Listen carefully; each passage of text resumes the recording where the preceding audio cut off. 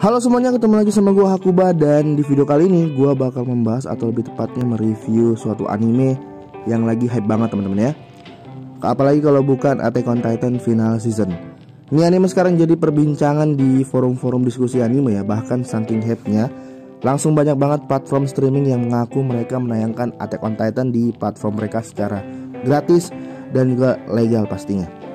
Padahal sebelumnya mereka semua itu sama sekali nggak menayangkan season 1 sampai season 3-nya. Tapi karena hype banget, mereka menjadikan Attack on Titan ini sebagai alat marketing mereka agar platform mereka itu dikunjungi oleh orang-orang gitu ya. Karena emang embel-embelnya itu legal dan gratis gitu. Bahkan gue lihat ada berita yang mengatakan kalau salah satu platform streaming itu servernya sampai down karena terlalu banyak orang yang masuk pada episode perdana Attack on Titan. Benar-benar gila banget. Dan di sini gue bakal mereview episode pertamanya, apakah emang sebagus itu atau hanya dilebih-lebihkan saja gitu ya. Tapi sebelum itu teman-teman tolong tekan tombol, tekan pencet ya, atau klik tombol subscribe-nya agar gue semakin semangat buat bikin kontennya. Dan jangan lupa juga untuk nyalain lonceng notifikasinya biar kalian semua itu selalu dapat update dari channel ini. Oke, jadi langsung aja kita mulai reviewnya. Let's go. Attack on Titan atau Shingeki no Kyojin akhirnya memasuki babak akhir sejak pertama kali rilis 7 tahun lalu. Pada season sebelumnya, para penikmat animenya benar-benar dibuat pusing dengan episode-episode akhir dari season 3-nya itu. Dan akhirnya, pertanyaan-pertanyaan kalian semua akan terjawab di final season ini. Attack on Titan pertama kali dirilis pada 13 April 2013 pada saat itu Wit Studio adalah sebagai penggarapannya. Wit Studio benar-benar berhasil membuat pencinta anime pada saat itu terpukau dengan animasi serta grafik yang mereka hadirkan pada season pertamanya, dan membuat Attack on Titan ini dikenal luas gitu. Bahkan mereka tetap konsisten menjaga kualitas mereka dalam menggarap serial ini sampai di season ketiganya. Para fans juga merasa puas banget ya dengan Wit Studio yang berhasil menyelesaikan season 3 dengan baik. Tapi teman-teman, Attack on Titan tiba-tiba berpindah tangan ke Mappa Studio di akhir season ini. Kali ini Mappa Studio lah yang akan menyelesaikan dan mengisahkan tentang akhir dari series ini. Sempat membuat para fans ragu juga dengan kemampuan Mappa Studio dalam menggarap series ini gitu ya. Apalagi kita semua sudah terbiasa dengan anime Attack on Titan buatan Wit Studio. Makanya banyak banget fans yang menyesali keputusan perpindahan studio tersebut. Ya karena orang-orang tuh bilang kalau kayak kenapa Wit Studio tuh nggak menyelesaikan apa yang telah mereka mulai gitu. Kenapa harus berpindah tangan gitu. Banyak yang menyesali, banyak yang ragu dengan kemampuan Mappa dalam menggarap Attack on Titan ini juga. Tapi saat trailernya rilis teman-teman, orang-orang yang bacot tadi terdiam. Dengan trailer super keren itu, tentu saja para fans yang sempat ragu bisa sedikit bernafas lega. Tapi kan itu hanya trailer gitu. Bagaimana dengan animenya? Apakah benar-benar sekeren dan sebagus trailernya?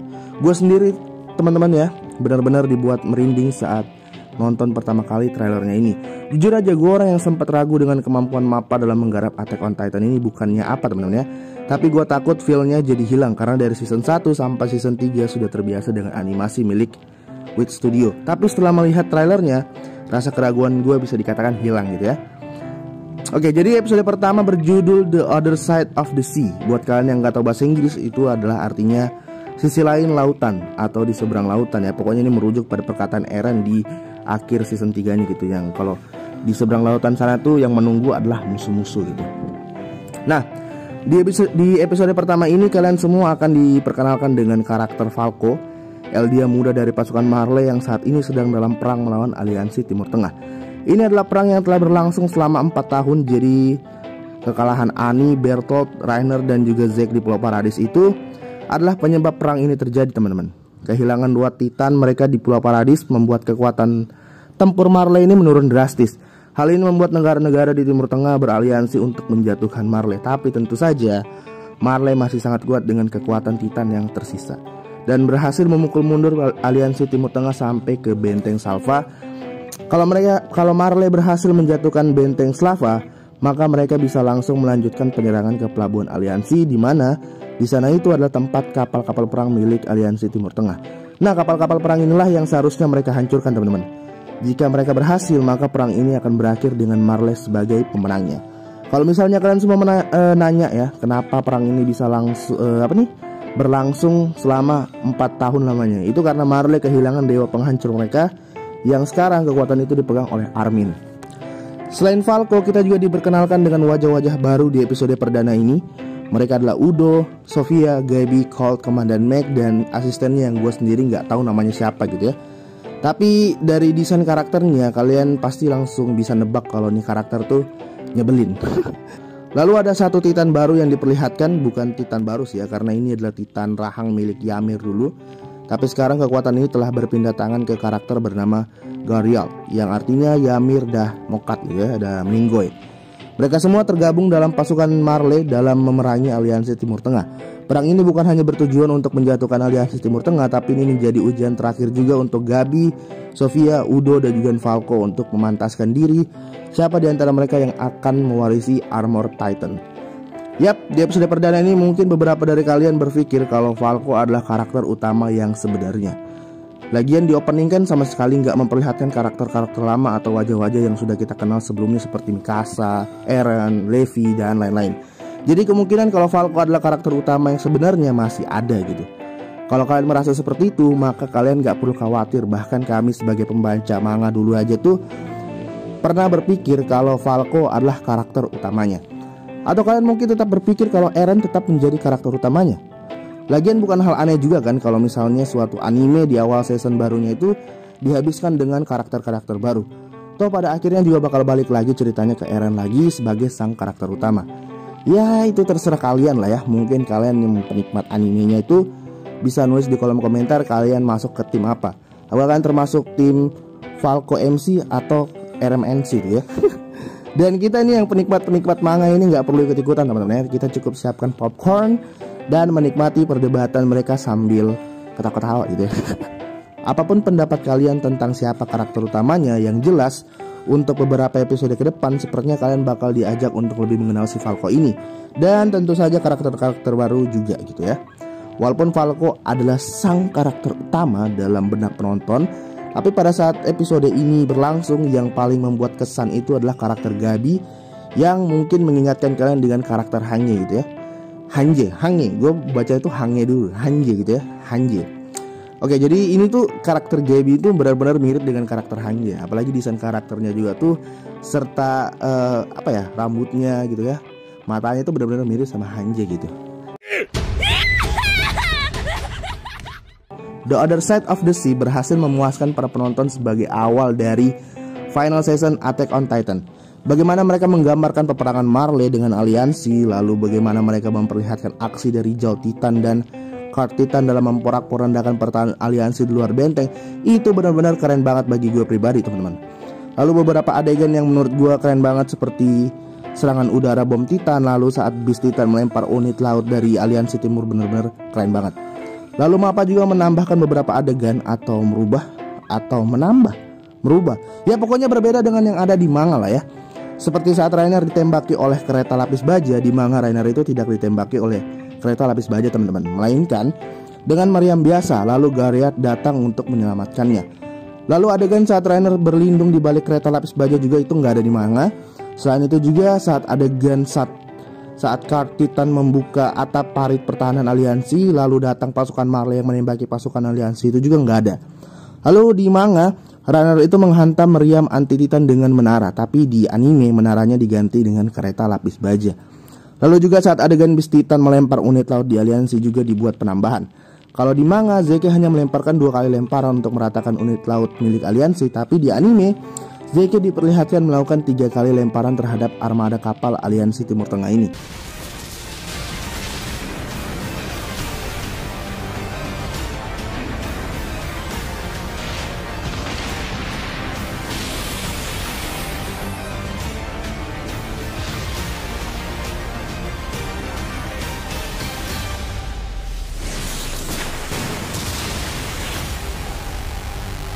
Mappa tidak hanya berhasil membuat adegan tambahan atau perubahan yang benar-benar keren menurut gue pribadi teman-teman, tapi Mappa juga berhasil dalam melakukan penempatan musik di episode kali ini. Gue kasih contoh yang paling jelas teman-teman ya. Adegan saat Reiner hampir ditembak oleh meriam anti-titan dan Galliard datang, itu benar-benar keren banget teman-teman. Dimana mereka melakukan slow motion lalu diiringi dengan musik yang tet tet tet tet tet tet. Itu keren banget teman-teman ya. Gue sampai merinding waktu nonton adegan itu cuy, sumpah.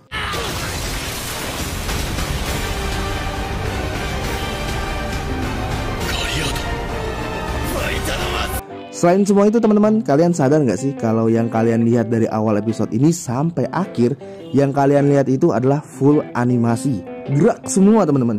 Sama sekali gak ada tempelan gambar doang, jadi semuanya full animasi. Kalian ngerti gak sih maksud gue dengan tempelan gambar? Gue kasih contoh di season 2 ya, waktu pasukan pengintai itu ngejar Reiner yang ngebawa Eren, terus berhadapan dengan sama raksasa-raksasa kan di situ. Itu banyak banget adegan tempelan gambar teman-teman.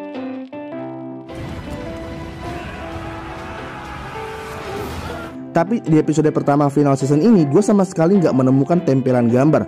Bahkan adegan Titan jatuh gue sempat mikir kayak ini bakal jadi tempelan gambar ini. Dan kampret, ternyata dianimasikan juga sama Mappa. Padahal itu tuh cuma Titan jatuh, tapi tetap mereka animasikan gitu. Gila gak tuh? Ya gak usah itu deh ya. Mungkin ada yang bilang itu kan emang adegan epic dari manga ya. Jelas lah dianimasikan. Oke, gue ambil contoh yang paling berpotensi untuk menjadi adegan tempelan gambar teman-teman ya. Adegan saat setelah aksi Card Titan gitu ya. Itu tuh padahal Mappa punya pilihan untuk cuma sekedar nempelin gambar dari manga doang yang udah diwarnai gitu. Lagian gue yakin kalau mereka ngelakuin itu pasti nggak ada yang protes juga, karena ya itu emang transisi adegan gitu. Tapi Mappa tetap memilih untuk tidak melakukan penempelan gambar doang teman-teman. Tapi mereka lebih memilih untuk menganimasikan transisi adegan itu. Benar-benar totalitas sih menurut gue. Lalu secara animasi juga menurut gue udah keren banget ya. Walaupun sebenarnya perbedaan animasinya aja itu udah kelihatan banget dari Mappa dan Wit Studio juga. Mappa sendiri menggunakan CGI di beberapa adegan di episode ini, seperti saat Reiner versus kereta lapis baja dan juga saat adegan Beast Titan gitu. Kalau ditanya yang mana yang lebih baik, menurut gue itu tergantung selera masing-masing aja teman-teman. Karena Wit Studio juga mampu menganimasikan pertarungan sulit dengan sangat halus dalam sekali shot. Seperti saat Levi dikejar oleh pasukan Kenny, atau saat Eren bermanuver saat ingin berubah menjadi Titan untuk mengangkat batu. Itu semua dianimasikan secara halus dengan sekali shoot oleh Wit Studio.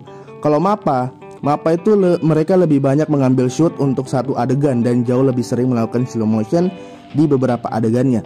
Tapi kalau kalian tanya gue lebih suka yang mana, mungkin karena gue juga penikmat film teman-teman ya. Gue juga suka film-film gitu ya, bukan cuma anime.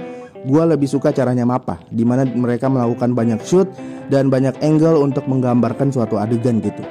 Tapi balik lagi teman-teman, ini masih episode awal gitu ya, masih terlalu dini untuk mengatakan kalau Mappa lebih baik atau Wit Studio yang lebih baik, karena ini masih terlalu awal untuk menilai gitu. Tapi kalau dari episode pertama ini, jujur gue lebih suka sama caranya Mappa menggambarkan tiap adegannya. Bagaimana dengan kalian teman-teman? Silahkan tulis aja pendapat kalian di kolom komentar. Wit Studio benar-benar menjadi faktor kesuksesan anime Attack on Titan di 3 season pertamanya. Jadi ya wajar aja kalau banyak orang yang khawatir dan ragu tentang pergantian studio dari Wit ke studio Mappa gitu. Transisi kayak begini tuh emang biasanya berasa aneh banget karena perbedaan yang ada gitu. Entah itu dari segi grafik, animasi, dan lain-lain. Tapi sekali lagi teman-teman ya, satu episode itu masih terlalu cepat untuk kita menilai seberapa besar perubahan tampilan dan penggambaran adegannya. Tapi menurut gua Mappa udah berhasil membuktikan kalau mereka memang layak dan pantas untuk menggarap series ini di final seasonnya. The Other Side of the Sea adalah awal yang benar-benar epic dari final season ini. Gue yakin banyak kontroversial di episode perdana ini dan bakal lebih banyak lagi di episode-episode mendatang. Season ini season terakhir itu benar-benar hype banget teman-teman, dan menarik banyak orang juga. Bahkan teman-teman gue yang gak suka anime juga jadi penasaran sama anime ini karena emang bener-bener hype banget. Dan di episode pertama bener-bener membuat gue dejavu lagi, dimana terbentuk lagi tim Falco MC dan tim Eren MC. Gak masalah siapa sebenarnya karakter utamanya teman-teman, tapi yang jadi masalahnya adalah kalau kalian gak subscribe channel ini. Jadi please teman-teman ya, gue udah capek banget ngebacot dari tadi cuy, dengan keadaan lingkungan gue yang super duper berisik kayak gini ya. Gue tetap maksa buat bikin konten. Karena gue kejar tayang juga ya, karena ini benar-benar mepet waktunya gitu. Jadi mungkin itu aja review gue kali ini teman-teman ya. Dan gue kasih 9,9 dari 10 gitu. Karena di dunia ini tuh gak ada yang sempurna teman-teman ya. So guys, thanks banget ya yang udah mau dengerin gue bacot dari awal sampai akhir ini. Gue capek banget guys ngebacot kayak gini ya. Apalagi kondisi lingkungan gue tuh di bagian perumahan itu bener-bener berisik banget ya. Kalian bisa denger tuh suara-suara motor itu dari belakang, karena emang rumah gua tuh di tepi jalan juga dan agak susah gitu buat nge-recordnya. Makanya kalau nge-record siang-siang gini tuh rada gimana gitu ya, takutnya keganggu gitu. Karena emang gua belum bisa untuk ngebuat studio dengan peredam suara gitu ya, kedap suara. Makanya kalian subscribe channel ini teman-teman biar kualitas videonya juga makin bagus. Dan biar gue juga itu semakin semangat gitu bikin kontennya. Karena emang lingkungan gue ini benar-benar susah banget buat jadi tempat untuk konten-konten kreator gitu. Karena berisik banget cuy, seriusan. Anak-anak juga banyak banget yang main di sini ya. Bukannya pada tidur gitu kan, malah main gitu, panas-panasan. Aduh. Oke. Lalu untuk konten selanjutnya juga teman-teman ya, gue mungkin bakal ngebahas tentang opening anime ini. Dan juga sedikit prediksi gue tentang anime ini ke depannya. Jadi jika kalian suka dengan video ini silahkan like. Jika kalian tidak suka dengan video ini silahkan dislike 2 kali. Lalu untuk mensupport gue di channel ini silahkan subscribe teman-teman. Jangan lupa untuk nyalain lonceng notifikasinya juga biar kalian juga tuh selalu dapat update dari channel ini. Jangan lupa komen dan share. Gue Hakuba, sampai berjumpa di video-video berikutnya. See you on the next time guys. Dadah. Capek.